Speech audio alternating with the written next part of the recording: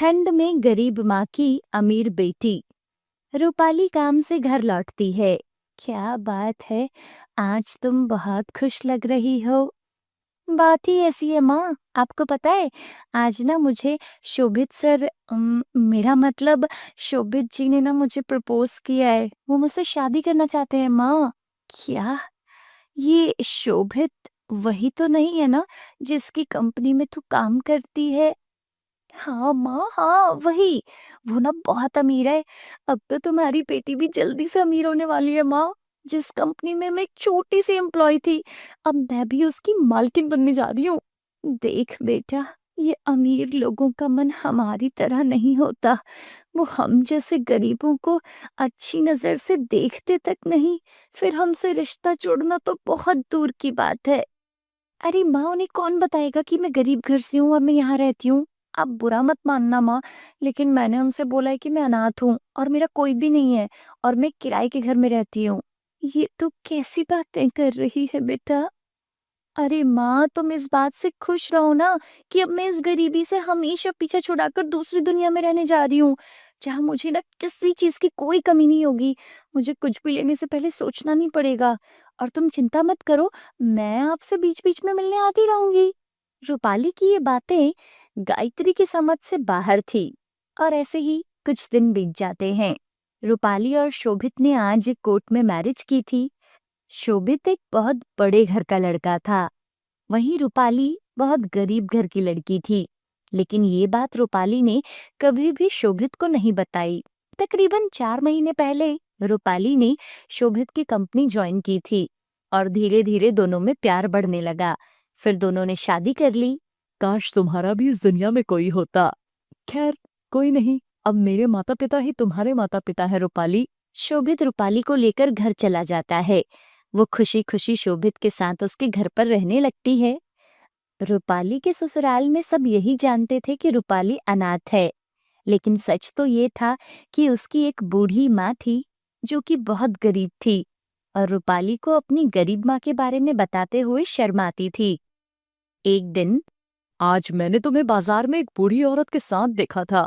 तुम उसे कुछ सामान दे रही थी और वो तुम्हारे सामने बहुत रो रही थी। कौन थी वो बूढ़ी औरत? कौन औरत? अच्छा, वो, अरे वो ना मांगने वाली थी। वो ना मुझसे पैसे मांग रही थी। बाहर इतनी ठंड थी तो मैंने उसे कुछ सर्दियों के कपड़े दिला दिए। अब मेरी माँ तो है नहीं ना जी, तो मुझे ना उन पर दया आ गई। पता नहीं क्यों, पर मुझे ना सब में मेरी माँ दिखती है। तुम्हारा मन कितना अच्छा है रूपाली, तभी तो मैंने तुमसे शादी की है। अच्छा, तुम तैयार हो जाओ, हम दोनों मूवी देखने चलते हैं। सच में? वाओ! आप यहीं रुको, मैं ना अभी तैयार होकर आती हूँ। उसके बाद वो दोनों मूवी देखने चले जाते हैं। रास्ते में रूपाली को ठंडी में उसकी माँ चाय बेचते हुए नजर आती है, जबकि रूपाली आराम से अपनी बड़ी सी कार में बैठी थी। लेकिन वो अपनी माँ को नजरअंदाज कर देती है। रूपाली बेटा, रूपाली बेटा, मेरी बात तो सुन। अरे, ऐसा लग रहा है जैसे वो औरत तुम्हें आवाज लगा रही है। आवाज? नहीं तो, आपको ना कोई वहम हो गया है। तुम चलो, हम लेट हो जाएंगे ना।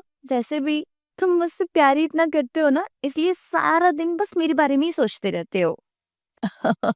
हाँ, ये तो है। प्यार तो मैं तुमसे बहुत करता हूँ रूपाली। शाम को मूवी देखकर वो घर चले जाते हैं और बूढ़ी गायत्री भी घर आकर अपनी बेटी के बचपन के दिनों को याद करती है। रूपाली के पिता के गुजरने के बाद उसकी माँ इधर उधर बर्तन मांजते हुए मेहनत मजदूरी करके रूपाली की हर छोटी बड़ी ख्वाहिश पूरी करने के लिए वो घर के सामानों और जरूरत में कटौती करती रही। उसे याद आ रहा था कि अपना स्कूल पूरा करने के बाद उसने कॉलेज जाने के लिए नए कपड़े मांगे थे। माँ, देखो, मैंने तुमसे कभी कुछ नहीं मांगा। तुम हमेशा अपनी गरीबी का रोना लेकर बैठी रहती हो। सच कहती हूँ, जिस दिन मुझे कोई अमीर लड़का दिखाई दिया ना, तो मैं इस गरीब खाने से फुर उड़ जाऊंगी। अच्छा, लेकिन कौन अमीर लड़का तुझसे शादी करेगा भला? अमीर लोग कहाँ हम गरीब लोगों से रिश्ता जोड़ते हैं बेटी। जोड़ते हैं माँ, जोड़ते हैं। अगर उन्हें ये ना बताओ कि हम गरीब हैं। क्या मतलब? ये कि तुम उसे कभी नहीं बताओगी कि तुम गरीब हो और इस गरीब बस्ती में रहती हो? हाँ माँ, मैं उसे तुम्हारे बारे में भी नहीं बताऊंगी, नहीं तो ना मुझे मेरे ससुराल में सर झुकाकर ही रहना पड़ेगा कि मैं एक गरीब माँ की बेटी हूँ और एक गरीब बस्ती से आई हूँ। गायत्री की आंखों में आंसू थे। वो अपनी बेटी को याद करके रोने लगती है। मेरी बेटी ने अमीर बनते ही मुझे अपनी माँ मानने से इनकार कर दिया। अगर उसने मुझे अपनी माँ मानने से इनकार कर दिया है तो ठीक है, फिर मैं भी अपने दिल पर पत्थर रखकर उसे अपनी बेटी नहीं मानूंगी। गायत्री एक टूटी फूटी झोपड़ी में रहती थी, जिसमें से ठंडी हवाएं इधर उधर अंदर आ रही थी। बेचारी पूरी रात फटे पुराने कंबल में ठंड से ठिठुरती रही। वहीं दूसरी तरफ मुलायम गर्म रजाई में हीटर वाले कमरे में सो रही रूपाली अंदर ही अंदर बहुत खुश थी। वाओ, कितना मजा आ रहा है सॉफ्ट से बिस्तर पर गर्म रजाई में सोने का। एक मेरी वो गरीब माँ का घर था, जहाँ ठंड से हड्डियां तक अकड़ जाती थी। हीटर तो दूर, एक ढंग की रजाई तक नसीब नहीं होती थी। सारी रात ठिठुरते हुए कट जाती थी। ऐसे ही रूपाली की शादी को 6 महीने बीत गए थे। एक रोज रूपाली शोभित के साथ बाजार गई थी। शोभित, ऐसी ठंड में ना मुझे ठंडी ठंडी आइसक्रीम खाने का मन कर रहा है। हाँ हाँ, तुम यहीं रुको, मैं अभी आइसक्रीम लेकर आता हूँ। रूपाली अपनी गाड़ी के पास धूप में खड़ी थी कि तभी रूपाली के मोहल्ले की एक औरत उसके पास आती है।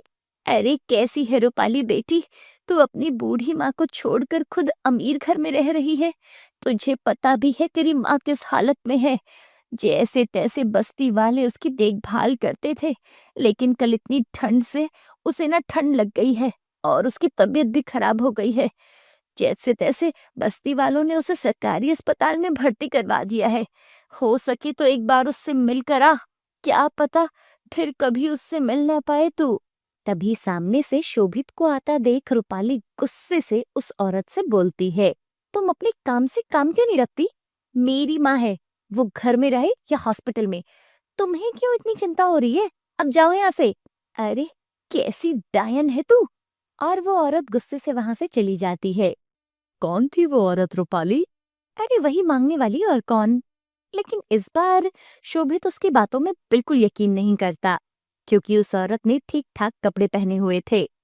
फिर वो बहाना बनाते हुए रूपाली से कहता है, रूपाली, वो मुझे एक अर्जेंट काम याद आ गया है। तुम ऐसा करो, टैक्सी लेकर घर चली जाओ, मैं अपना काम निपटा कर आता हूँ। अच्छा ठीक है, सुनो ना, जल्दी घर आना, ठीक है? रूपाली के जाते ही शोभित जल्दी से उस औरत की ओर भागता है और उससे जाकर पूछता है, सुनिए, कुछ देर पहले आप उस रूपाली से बात कर रही थी, क्या आप उसे जानती हैं? अरे नाम मत लो उस कलमुही का, बहुत खराब लड़की है वो। उसके बचपन में मैंने कितनी बार उसे खिलाया पिलाया था, लेकिन अब तो वो मुझे पहचानने से मना कर रही है। अरे मेरी तो छोड़ो, अपनी माँ तक को पहचानने से मना कर रही है। हाँ, नहीं नहीं नहीं, आपको कोई गलतफहमी हुई है, क्योंकि रूपाली का तो इस दुनिया में कोई नहीं है। वो बेचारी तो अनाथ है और मैं उसका पति हूँ। अरे तुम्हारी बातों से तो लग रहा है उसने तुम्हें भी कुछ नहीं बताया। अरे ये लड़की बहुत झूठी है। उसकी एक बूढ़ी माँ कब से अस्पताल में पड़ी है, लेकिन मजाल है इसकी जो वो अपनी माँ को देखने अस्पताल चली जाए। ये सुनकर शोभित के पैरों तले जमीन खिसक जाती है। वो उस औरत से रिक्वेस्ट करके रूपाली की माँ के पास ले जाने के लिए कहता है। देखिए, प्लीज मना मत करना, आप मुझे उनसे मिलवाने ले चलिए। आशा उसके साथ जाने के लिए हाँ कर देती है। शोभित अपनी गाड़ी में उसे अस्पताल लेकर पहुंचता है, जहां गायत्री अस्पताल में पड़ी थी। कैसी है माँ जी आप? कौन हो बेटा तुम? और मेरी बेटी को क्या तुम जानते हो? उससे कहो ना अपनी मरती हुई माँ से एक बार मिलने आ जाए। आप ऐसी बातें मत करिए माँ जी, आपको कुछ नहीं होगा। मैं अभी आपको बड़े से प्राइवेट अस्पताल में लेकर जाता हूँ। लेकिन तुम कौन हो बेटा? माँ जी, मैं आपका ही बेटा हूँ, आप जल्द ही ठीक हो जाओगी। शोभित गायत्री को एक बड़े से अस्पताल में लेकर जाता है, जहां उसका खूब ख्याल रखा जाता है और उसका इलाज होता है। धीरे धीरे वो पूरी तरह से स्वस्थ हो जाती है और इधर शोभित अब रूपाली से कटा कटा सा रहने लगा। वो उससे ठीक से बात तक नहीं करता था। अपने पति का ऐसा रवैया देखकर रूपाली बहुत परेशान थी। शोभित, आजकल तुम मुझसे इतना दूर दूर क्यों रहते हो? कहीं तुम्हें कोई और तो पसंद नहीं आ गई? सच कहूँ तो मेरा अब तुमसे बात करने तक का मन नहीं करता रूपाली। लेकिन क्यों? क्योंकि बहुत सी ऐसी बातें हैं जो तुमने मुझसे छुपाई हैं। पर कौन सी बातें? क्या तुम्हारा कोई रिश्तेदार नहीं है? हे भगवान, मैं तुमसे कितनी बार कह चुकी हूँ कि मेरा इस दुनिया में कोई नहीं है। ओह! अच्छा ठीक है। अच्छा सुनो, आज मेरे एक स्पेशल गेस्ट आ रहे हैं। तुमसे और मम्मी-पापा से मिलने, तो तुम अच्छा-सा खाना बनाकर तैयार रखना। ऐसा बोलकर शोभित अपने कमरे से बाहर चला जाता है। सुनो तो, कौन आ रहा है? मेरी बात तो सुनो। शोभित बिना कुछ बोले चुपचाप वहां से चला जाता है। शाम को रूपाली तरह तरह की सब्जियां बनाकर तैयार कर लेती है। लगता है शोभित जी के ना कोई बड़े से क्लाइंट आ रहे होंगे। ऐसा करती हूँ, थोड़ा मीठा भी बना लेती हूँ। रूपाली खाने में मटर पनीर, फ्राई गोभी, रायता, सोया चाप, खीर और कई तरह के पकवान बनाकर तैयार कर लेती है। बहू, सारी तैयारियां हो गई ना? जी बाजी, सब कुछ हो गया है। जाओ, अब तुम भी जाकर तैयार हो जाओ। कुछ देर के बाद शोभित घर आता है। क्या हुआ शोभित, तुम्हारे गेस्ट कहाँ हैं? बस आ गए माँ। माँ जी, अंदर आइए ना। अपने सामने गायत्री को देख रूपाली हैरान रह जाती है। माँ? क्या? क्या कहा तुमने रूपाली? तुम तो इन्हें जानती तक नहीं ना? तो कम से कम अपनी माँ को तो पहचान सकती हो ना तुम? तुम हमारी सेवा इसलिए करती रही क्योंकि हमारे पास पैसा है, लेकिन जिसने तुम्हें जन्म दिया उसी को तुमने इस दुनिया में अकेले मरने के लिए छोड़ दिया। अरे, तुमने हम सबसे ये सच छुपाया। वो तो शुक्र है शोभित को तुम्हारी सच्चाई पता चल गई और उसने तुम्हारी माँ को मरने से बचा लिया। मुझे माफ कर दीजिए माँ। आप सब लोग मुझे माफ कर दीजिए। मुझे लगा मेरी गरीबी का पता चलते ही शोभित मुझे कहीं छोड़ ना दे। माफी तो तुम्हें अपनी माँ के पैरों को पकड़कर मांगनी चाहिए रूपाली, जिन्होंने पूरी उम्र खुद कष्ट भोगकर तुम्हें पाला पोसा और इतना बड़ा किया। मुझे माफ कर दो माँ। मुझे माफ कर दो प्लीज। रूपाली की खुशी के लिए उसकी माँ उसे माफ कर देती है। फिर शोभित और उसके घर वालों के कहने पर गायत्री भी उनके साथ रहने लगी थी। चारों तरफ ठंडी हवाएं चल रही हैं। वहीं सुलेखा चारपाई पर लेटी है और अपनी अंतिम सांसें गिन रही है। सिमरन, मेरी बच्ची, तू ठीक तो है ना? सुलेखा अपनी बेटी को याद कर रही है, लेकिन कहाँ है इनकी बेटी? रूपनगर नाम का खूबसूरत गांव एक छोटी सी नदी के किनारे बसा था, जहां सिमरन अपनी माँ सुलेखा के साथ रहती थी। सिमरन मात्र 5 साल की थी जब उसके पिता की मृत्यु हो गई थी। सिमरन, जल्दी आजा बेटा, नाश्ता कर ले और फिर स्कूल भी तो जाना है। स्कूल जाने में देरी हो रही है, फिर मुझे भी कुछ काम करना है। हाँ माँ, आ रही हूँ। पहले ये तो बताओ आज खाने में क्या है? ये देख, मैंने तेरे लिए नमक का पराठा बनाया है। नहीं माँ, मुझे ये नाश्ता नहीं करना। मुझे रूखी सूखी रोटी का पराठा अच्छा नहीं लगता। मुझे पराठा दूध के साथ चाहिए। आज घर में दूध नहीं है बेटा, आज तो ऐसे ही खा ले। मैं ना कल से तेरे लिए दूध ले आऊंगी, ठीक है? नहीं माँ, मैं ऐसे नहीं खा सकती, मुझे दूध ही चाहिए। अच्छा फिर तू रुक, मैं पड़ोस में मीरा ताई से पूछ कर आती हूँ। सुलेखा मीरा ताई के घर जाती है। ताई, मुझे सिमरन के लिए हर रोज 1 गिलास दूध मिल सकता है क्या? उसके बदले में आपके यहाँ कोई भी काम कर दूंगी। वो क्या है ना, उसको सूखा खाना बिल्कुल पसंद नहीं है। अच्छा ठीक है, वैसे वो विनोद की माँ बीमार रहती है और हम बर्तन धोने के लिए एक बाई की तलाश कर रहे हैं, तो तुम ऐसा करो, हर रोज मेरे घर आके बर्तन कर दिया करना और उसके बदले में तुम्हें 1 गिलास दूध दे दिया करूंगी, ठीक है? हाँ हाँ, ठीक है मीरा ताई, मैं ना आज से ही आ जाती हूँ। सुलेखा इसी तरह गांव में सबका कुछ न कुछ काम करती थी, जिसके बदले उसको कुछ पैसे मिलते थे और उसी से उसका घर चल रहा था। सुलेखा अपनी बेटी को किसी चीज की कोई कमी नहीं होने देती थी। उसकी हर बात को वो पूरा करती थी और उसे हमेशा अच्छा खिलाती और अच्छा पहनाती थी। यहाँ तक कि उसे अच्छे स्कूल में भी पढ़ाती थी। माँ, तुम खुद भी तो खाना खा लो। देखो तो कितनी कमजोर हो गई हो। देखना, जब मैं नौकरी लग जाऊंगी ना, तब मैं तुम्हें कुछ भी काम नहीं करने दूंगी।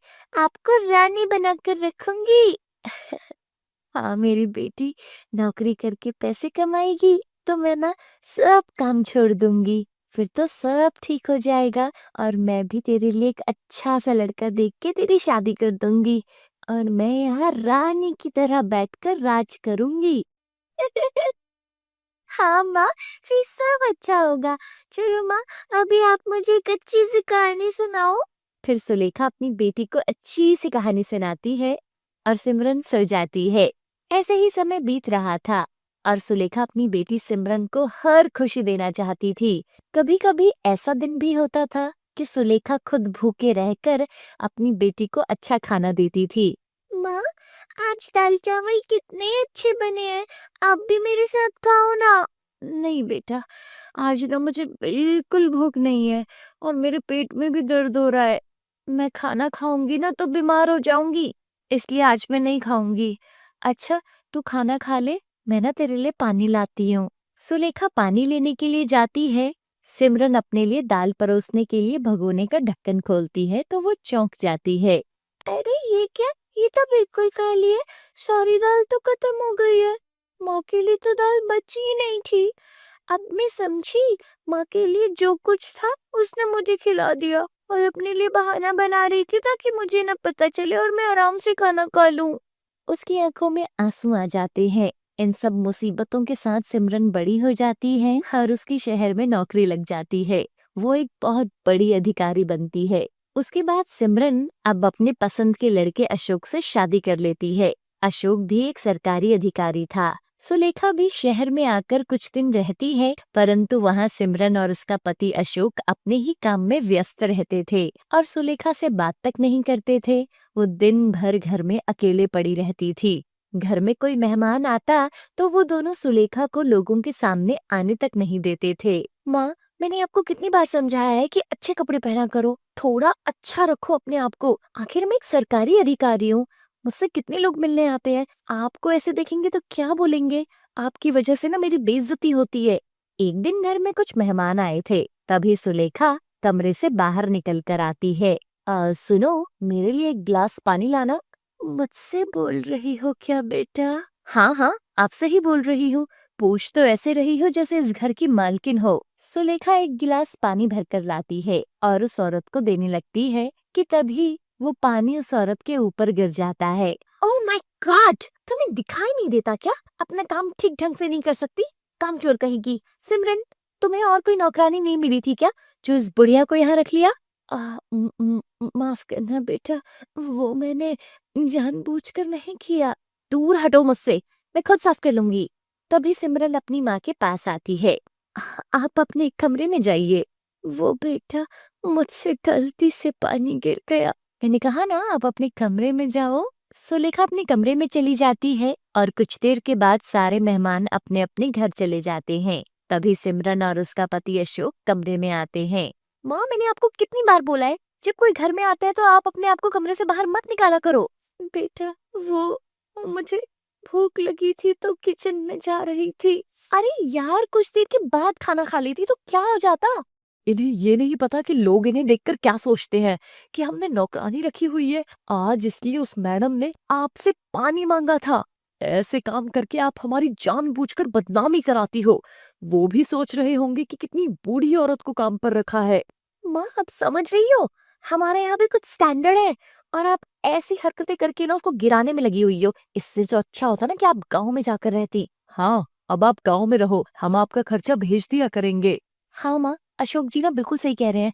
आप गांव में ही जाकर रहो, आपका खर्चा आपको समय से मिल जाएगा। ठीक है बेटा, अगर मेरे यहाँ रहने से तुम्हारी बदनामी होती है तो मैं गांव में रह लूंगी। मैं तुम्हारा खर्चा लेकर क्या करूंगी? जब तक मेरे हाथ पैर चलते हैं मैं कमा लिया करूंगी। सुलेखा चुपचाप अपनी बेटी के घर से चली जाती है और वो गांव में रहने लगती है। सुलेखा फिर से गांव वालों का कुछ ना कुछ काम कर दिया करती थी, जिससे उसे कुछ पैसे मिल जाते थे और ऐसे ही समय बीतता जाता है। एक दिन अचानक सिमरन बीमार होती है और डॉक्टर उसके कुछ टेस्ट करते हैं तो उसके पैरों तले से जमीन खिसक जाती है। अशोक, मेरे दोनों गुर्दे खराब है। अब मेरी जिंदगी का अंतिम समय आ गया है। डॉक्टर ने कहा है अगर तुरंत गुर्दे नहीं बदले गए तो मेरी मौत हो सकती है। अशोक पूरी कोशिश करता है, रिश्तेदार, दोस्त, परिचित वो सबसे कहता है, लेकिन सिमरन के लिए गुर्दा कहीं नहीं मिलता और ना ही कोई दानकर्ता मिलता है। अचानक एक दिन एक गुमनाम दानकर्ता उसको अपना गुर्दा दान दे देता है, जिससे उसका ऑपरेशन होता है। 15 दिन अस्पताल में रहने के बाद सिमरन ठीक हो जाती है और अपने घर आ जाती है। फिर एक दिन, देख लिया अपनी माँ का प्यार। दुनिया जहान के लोग आकर तुमको देख कर चले गए, लेकिन तुम्हारी माँ तुमको देखने तक नहीं आई। सिमरन कुछ नहीं बोलती और मन ही मन अपनी माँ से बहुत नफरत करने लगती है और ना ही वो उसको कभी गांव देखने जाते हैं। एक दिन गांव से सिमरन के पड़ोसी का फोन आता है। हेलो सिमरन, तुम्हारे घर से बदबू आ रही है, मकान बंद है, यहाँ आकर देखो। सिमरन और अशोक जब वहां जाते हैं तो वो देखते हैं कि मकान बंद पड़ा है और उसकी माँ अंदर मरी पड़ी है। शायद उन्हें 5-6 दिन हो गए होंगे मरे हुए। बहुत बीमार थी बेचारी, उसकी देखभाल करने वाला कोई नहीं था यहाँ। अरे बेचारी बहुत स्वाभिमानी थी, किसी का एहसान नहीं लेना चाहती थी, क्योंकि गांव में कुछ लोगों ने उसको कहा कि तुम इधर उधर मारी मारी फिरती हो, तुम्हारी बेटी तक तुम्हारी मदद नहीं करती, शायद तुम में ही कोई कमी होगी। अशोक और सिमरन अपनी माँ का क्रियाक्रम करवाते हैं। माँ का दाह संस्कार करने के बाद दोनों अपने घर आ जाते हैं तो पड़ोस की मीरा ताई सिमरन को धिक्कारने लगती है। अरे ओ सिमरन, हम तुम्हें ऐसा नहीं समझते थे, तुम्हारी खातिर आखिर सुलेखा ने पूरी जिंदगी मजदूरी की और अपने शरीर का खान पान का ध्यान भी नहीं रखा उसने। तुम भूल गई आखिर कौन करता है? तुम दोनों ने उसे शहर से लड़ झगड़ कर भगा दिया और कोई माँ होती ना तो तुमको देखना तक नहीं चाहती, लेकिन उसने अपना तो गुर्दा तक तुम्हें दे दिया। ये बात सुनकर सिमरन को जैसे करंट लग गया हो। मुझको गुर्दा देने वाली मेरी माँ थी? अरे तभी तो वो तुमको देखने नहीं आ सकी। उसने डॉक्टर से कह दिया था कि तुम्हें मत बताना कि गुर्दा उसकी माँ दे रही है, नहीं तो शायद वो बेचारी मेरी कमजोर हालत को देखते हुए गुर्दा नहीं लेगी। लेकिन मैं चाहती हूँ कि मेरी बेटी ठीक हो जाए। अभी उसके सामने उसकी पूरी जिंदगी पड़ी है, लेकिन मेरा क्या है, मैं तो मरने को ही बैठी हूँ, आज नहीं तो कल। ये सब बातें सुनकर सिमरन की आंखों से आंसू बहने लगते हैं और वो बहुत पछतावा कर रही थी। हे भगवान, ये मैंने क्या अनर्थ कर दिया। जिसने कभी अपना सुख नहीं देखा, मेरे लिए पूरी जिंदगी कुर्बान कर दी। उसके अंतिम समय में भी मैं उन्हें अपने पास नहीं रख सकी। कैसी औलाद हूँ मैं। सिमरन को सब कुछ याद आ रहा था, जब वो बचपन में अपनी माँ से कहा करती थी, माँ, जब मैं बड़ी हो जाऊंगी ना तो आपको कमा कर खिलाऊंगी और आपको रानी बनाकर रखूंगी। हाँ हाँ, जब तेरी नौकरी लग जाएगी तो मैं रानी बनकर राज करूंगी और कोई काम नहीं करूंगी। सिमरन बहुत पछता रही थी और वो जोर जोर से रो रही थी। मैंने तुम्हारे साथ बहुत गलत किया माँ। अपनी नालायक बेटी को माफ कर दो। हे भगवान, ये मैंने क्या कर दिया। अपनी माँ के साथ बहुत बुरा बर्ताव किया और उन्होंने मेरे लिए अपनी जान तक की परवाह नहीं करी। मुझे माफ कर दो माँ। मुझे माफ कर दो। सिमरन अपना सिर पटक पटक कर रो रही थी, लेकिन अब सिवाय पछताने के क्या हो सकता था। दिव्या एक बहुत ही अमीर घर की लड़की थी, मगर उसे अमन नाम के एक बहुत ही गरीब लड़के से प्यार हो जाता है। वह अमन से शादी करने का फैसला कर लेती है और कहती है, अमन, मैं शादी करूंगी तो सिर्फ तुमसे करूंगी, वरना किसी से नहीं करूंगी। पर दिव्या, मैं एक गरीब आदमी हूँ, क्या तुम मेरे घर में एडजस्ट कर भी पाओगी? तुम्हारे प्यार के लिए मैं सब एडजस्ट कर लूंगी अमन। दिव्या के प्यार के सामने अमन हार मान लेता है और उससे शादी करने के लिए तैयार हो जाता है। दिव्या की माँ शारदा उनकी शादी बड़ी ही धूमधाम से करती है और विदाई के वक्त दिव्या से कहती है, बेटी, अगर तुम और अमन मेरे साथ रहते तो अच्छा रहता। इस बात को अमन नहीं मान रहा माँ, पर तुम चिंता मत करो, हम तुम्हारा बराबर ख्याल रखते रहेंगे। दिव्या ससुराल आती है तो देखती है कि अमन का घर तो एक झोपड़ी से ज्यादा कुछ नहीं है। कच्ची दीवारें, कच्ची छत और सुविधाओं के नाम पर हर तरफ कंगाली। यह देख दिव्या हैरान रह जाती है और कहती है, अमन, ये घर है या झोपड़ी? ऐसी जगह कैसे रह पाते हो तुम? जैसे अब तुम रहोगी दिव्या। मेरा मतलब है कि अब तुम इस घर में रहोगी तो खुद ही समझ जाओगी कि मैं कैसे रहता हूँ। यह कहकर अमन हंसने लगता है। फिर बेटे और बहू की बातें सुनकर अमन की माँ कमला कहती है, बेटी, इस झोपड़ी में भले तुझे ठाट बाट ना मिले, पर प्यार महलों से ज्यादा जरूर मिलेगा। सच माँ जी, फिर तो मुझे कोई शिकायत नहीं रहेगी। मैं आज से ही आप दोनों की तरह रहना शुरू कर दूंगी। उस दिन के बाद दिव्या सचमुच सब कुछ भुलाकर गरीब पति और सास के साथ मिलजुल कर रहने लगती है। वह घर के सब काम खुद करने लगती है।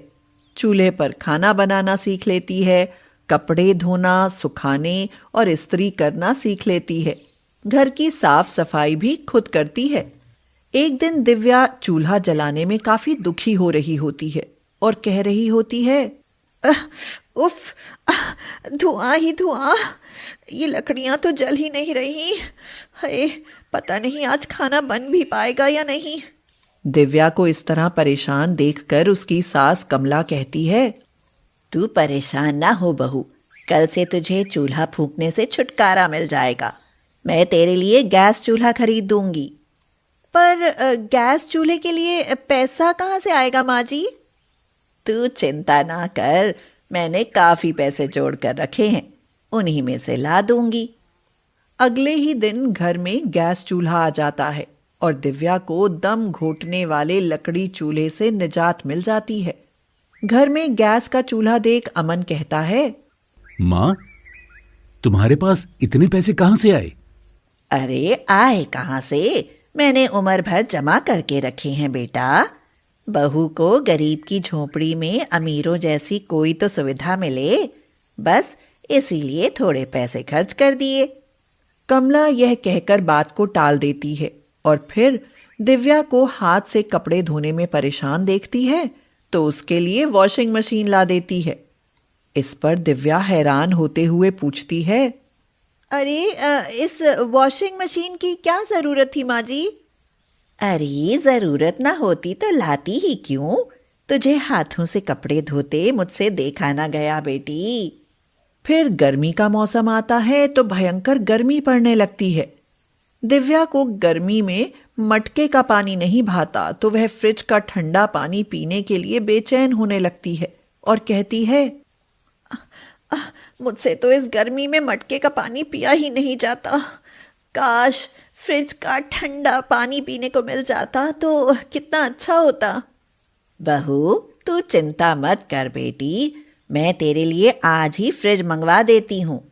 फिर उस दिन घर में फ्रिज आ जाता है और दिव्या को पीने के लिए फ्रिज का ठंडा पानी मिलने लगता है। फिर कुछ दिन बाद दिव्या गर्मी से परेशान रहने लगती है तो कमला उसके लिए झोपड़ी में एसी लगवा देती है। यह देख दिव्या को अपनी सास पर संदेह होने लगता है और वो सोचती है, माँ जी रहती तो झोपड़ी में है पर पैसा महल वालों की तरह खर्च कर रही हैं। आखिर इनके पास इतना पैसा आता कहाँ से है? कुछ दिन बाद धीरे धीरे झोपड़ी जैसे घर में अमीरों जैसी सारी सुख सुविधाएं आ जाती हैं और दिव्या एक झोपड़ी में रहकर भी अमीरों सा जीवन जीने लगती है। फिर एक दिन अचानक ही उसकी सहेली नताशा उससे मिलने आती है और पूछती है, दिव्या, तुम अपने गरीब ससुराल में खुश भी हो ना? यार, मेरा ससुराल बस कहने को ही गरीब झोपड़ी वाला ससुराल है। ठाट बाट तो इसमें महलों जैसे हैं ना। बताओ तो किस चीज़ की कमी है यहाँ? यह सुनकर नताशा मुंह बनाते हुए कहती है, हाँ, यह महलों जैसा ठाट बाट भी तुम्हारी माँ के पैसे का है। क्या जानती भी हो, तुम्हारी लालची सास तुम्हारी अमीर माँ से तुम्हारे नाम पर खूब पैसा ऐड कर लाती है। तुम ये क्या कह रही हो नताशा? ठीक ही कह रही हूँ। तेरा फायदा उठाकर तेरी सास अपनी गरीबी दूर करने में जो लगी है। यह सुनकर दिव्या को अपनी सास पर बड़ी लानत महसूस होती है और वो कहती है, माँ जी, आपने ऐसा क्यों किया? आपको मेरी माँ से पैसा मांगने की क्या जरूरत थी? उनके पैसे से तो ये चीजें मैं भी खरीद सकती थी। माँ, तुम इतनी लालची कैसे हो गई? बेटा, मैंने कोई लालच नहीं किया। यह सब करने के लिए तो दिव्या की माँ ने ही मुझे मजबूर किया था। एक दिन इसकी माँ ने मुझे बुलाया और कहने लगी, कमला बहन, मेरी बेटी को अमीरों की तरह रहने की आदत है। मैं नहीं चाहती कि वह आपके घर में छोटी छोटी चीज़ों के लिए तरसे। इसीलिए कुछ ज़रूरत की चीज़ें उनको मेरी तरफ से खरीद कर दे देंगी तो आपकी बड़ी मेहरबानी होगी। पर इस बारे में मेरी बेटी को कुछ मत बताना। माँ जी, मैंने आपसे कब कहा कि मेरे लिए यह चीज़ें खरीद कर ला दीजिए? अमन, मैंने आपसे घर जमाई बनकर रहने को कहा तो आपने मना कर दिया। फिर अब यह लालच क्यों? क्या मैंने आपकी गरीबी से कोई शिकायत की? दिव्या, माँ ने जो भी बताया, क्या वो झूठ है? हाँ, झूठ है अमन। अब आप मेरे साथ चलिए, हम दोनों माँ के साथ रहेंगे। पर मैं अपनी माँ को छोड़कर नहीं जा सकता दिव्या। तो फिर मैं चली अपनी माँ के पास। माँ जी, ये गैस चूल्हा, washing machine, TV, fridge, AC सब आपको मुबारक। मुझे नहीं पता था कि ये संस्कार सिर्फ दिखावा होते हैं। यह कहकर दिव्या ससुराल छोड़कर अपने मायके चली जाती है और उसके आने पर शारदा तो फूली नहीं समाती और कहती है, बेटी, तू ही नादान निकली। मुझे तो पहले ही पता था कि गरीब अमीरों के साथ बस लालच के लिए रिश्ता बनाते हैं। अब तो देख लिया ना तूने। माँ, बस कुछ मत कहो, मुझसे भूल हो गई। अमन का घर छोड़कर दिव्या खुश नहीं रह पाती। वह हमेशा दुखी रहने लगती है। उसका प्यार और जिंदगी से विश्वास ही उठ जाता है। ना ढंग से खाती है और ना रह पाती है। यह देख शारदा कहती है, बेटी, उन लालची गरीब लोगों के लिए तुम इतनी परेशान क्यों रहती हो? माँ, पता नहीं किस मनहूस राक्षस की नजर लग गई। मुझे समझ नहीं आ रहा कि जो मुझे पलकों पर बैठाकर रखते थे, वे इतने खुदगर्ज कैसे हो गए। बेटी, ये गरीब होते ही ऐसे हैं। इनके बारे में ज्यादा मत सोचो। कुछ दिन बाद अचानक ही शारदा गंभीर रूप से बीमार हो जाती है और उसे अपनी करनी पर पछतावा होने लगता है। वह कहती है, बेटी, तेरा पति और तेरी सास तुझे बहुत प्यार करते हैं। तेरी सास ने मुझसे कुछ नहीं मांगा था। मैंने ही उसे वो सब चीजें देने के लिए मजबूर किया था ताकि तू मेरे पास लौट आए। यह सुनकर तो दिव्या के पैरों के नीचे से जमीन ही खिसक जाती है। उसे अपने पति और सास पर बहुत प्यार आता है और हद से ज्यादा गर्व होता है। वह तुरंत अमन और कमला से अपनी गलती की माफी मांगती है। फिर सब मिलकर बीमार शारदा की देखभाल करते हैं और वह ठीक हो जाती है। शारदा और कमला एक दूसरे की तकलीफ समझ जाती हैं और सब खुशी खुशी साथ साथ रहने लगते हैं। गगन जंगल से जलाने की लकड़ियां लाता और उन्हें शहर लाकर बेच देता। एक दिन गगन लकड़ियां लेने जंगल में जाता है तो भयंकर तूफान में फंस जाता है। वह रास्ता भटक जाता है और जंगल के बीच एक आदिवासी गांव में पहुंच जाता है। उस गांव की सभी औरतें पत्तों के बने बहुत ही सुंदर गाउन पहनकर घूम रही थीं। यह देख गगन आश्चर्यचकित रह जाता है और सोचता है, अरे वाह, यहाँ तो औरतें और लड़कियां पत्तों के बने गाउन पहनकर घूम रही हैं। सब कितनी सुंदर लग रही हैं। वहीं कोमल नाम की एक बहुत ही सुंदर आदिवासी लड़की गगन पर आकर्षित हो जाती है और दोनों में प्यार हो जाता है। गगन कोमल से शादी कर लेता है और उसे अपने घर ले आता है। शारदा, जो गगन की माँ है, पूछती है, अरे, ये जंगली लड़की कौन है बेटा, और तू इसे यहाँ क्यों लाया है? तो गगन ने कहा, माँ, ये तुम्हारी आदिवासी बहू कोमल है। शारदा बोली, ठीक है बेटा, जंगली ही सही, आखिर तू बहू तो ले ही आया। शारदा को कोमल का सुंदर नयन नक्श और गोरा रंग तो बहुत पसंद आता है, मगर उसका पत्तों का गाउन उसको बिल्कुल भी नहीं भाता। इसीलिए वह कोमल को एक साड़ी देते हुए कहती है, अरे अब तन पर पत्ते लपेटना छोड़ और यह साड़ी पहन ले। यह जंगल नहीं शहर है, लोग देखेंगे तो हंसने लगेंगे तुझ पर। अरे नहीं नहीं माँ जी, कोई मुझ पर हंसे या रोए, मैं तो यही पोशाक पहनूंगी। नहीं पहननी मुझे साड़ी। यह सुनकर तो शारदा अपना माथा पीट लेती है और कहती है, मेरा गगन भी पागल है, पता नहीं कहाँ से उठा लाया इस जंगली लड़की को। भला शहर में पत्तों के कपड़े पहनकर घूमेगी तो लोग क्या कहेंगे। शारदा के कहने पर गगन भी कोमल को समझाता है कि वह पत्तों का गाउन पहनना छोड़ कपड़े के बने पोशाक पहने, पर कोमल मना कर देती है। एक दिन वह शारदा के साथ बाजार जाती है तो कुछ लोग उसे पत्तों के गाउन में देखकर हंसने लगते हैं। एक आदमी कहता है, अरे वाह, क्या ड्रेस पहनी है, पत्तों का गाउन। औरत बोली, अरे ताई, घर में कपड़ों का अकाल पड़ गया था क्या, जो बहू को अपने लिए पत्तों का गाउन सीना पड़ा। लोग कोमल का पत्तों का बना गाउन देखकर तरह तरह की बातें कर ही रहे थे कि तभी वहां आयशा की कार आकर रुकती है। आयशा कोमल का पत्तों का गाउन देख खुशी से झूम उठती है और पूछती है, अरे वाह, क्या सुंदर गाउन है, तुमने खुद सिला है क्या। हाँ, मैंने खुद सिला है। मैं ऐसे एक से एक सुंदर गाउन सिल सकती हूँ। कुछ दिन बाद आयशा को एक फैंसी ड्रेस कॉन्टेस्ट में भाग लेना था और वह अपने लिए कोई खास फैंसी ड्रेस बनवाने की सोच रही थी। आयशा को पत्तों से बना गाउन इतना पसंद आता है कि वह कोमल को 2000 रुपए देते हुए कहती है, ये लो 2000 एडवांस और मेरे लिए एक ऐसा ही गाउन बना दो प्लीज। कोमल ने कहा, इससे भी सुंदर गाउन बनाऊंगी। कोमल बहू के पत्तों के गाउन का ऐसा असर देखकर शारदा मन ही मन हैरान हो जाती है और खुद से कहती है, चलो कोई तो मिला जिसने बहू के इस जंगली पहनावे की कुछ कदर की।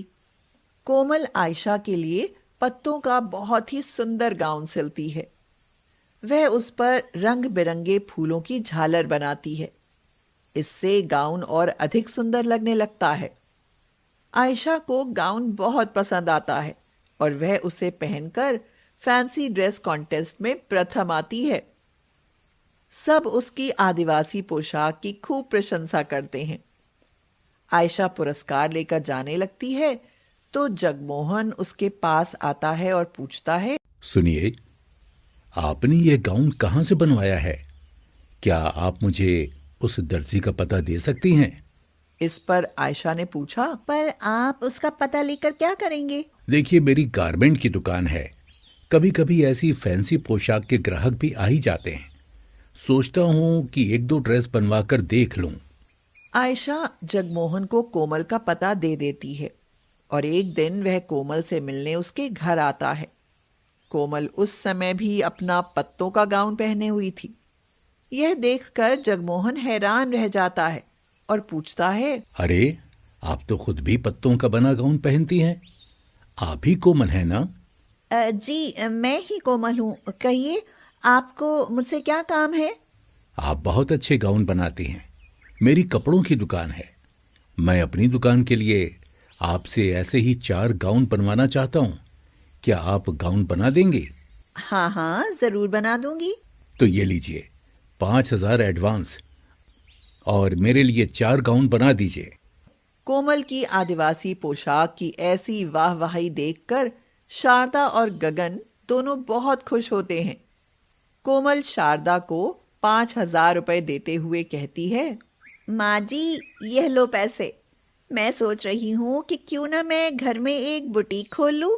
हाँ हाँ बेटी, खोल ले बुटीक। इस गगन की तो कुछ खास कमाई है नहीं, हो सकता है तेरा ही काम चल निकले। जगमोहन कुछ दिन बाद आकर कोमल से 4 गाउन ले जाता है और फिर कुछ दिनों तक वापस नहीं आता।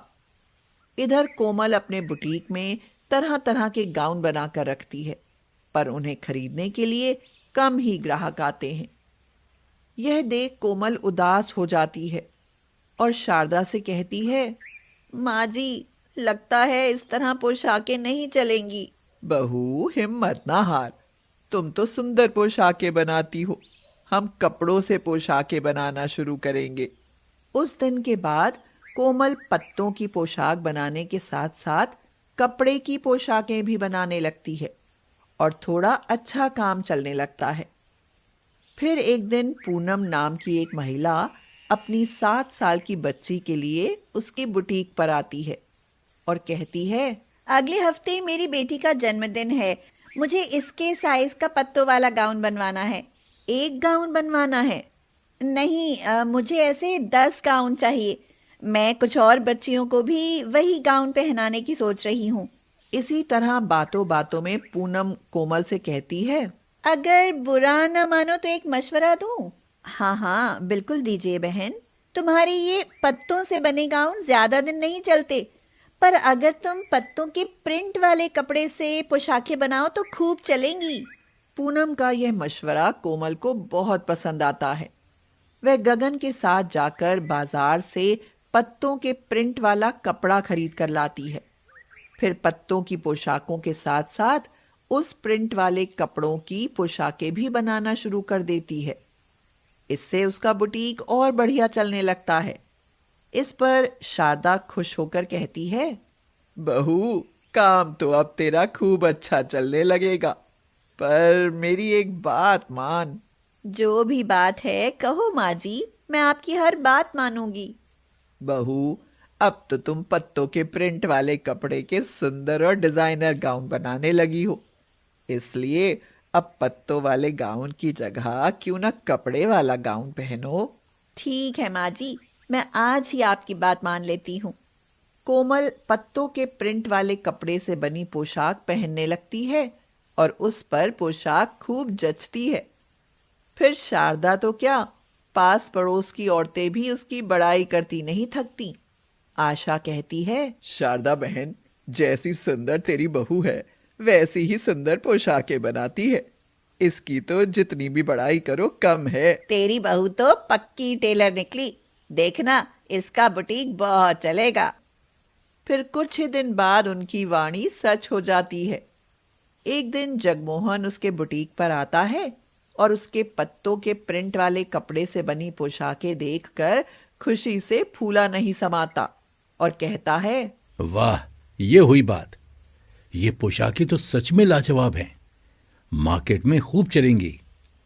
मैं तो कहूं विदेशों में भी दौड़ेंगी। कोमल जी, सब पोशाकें पैक करा दीजिए।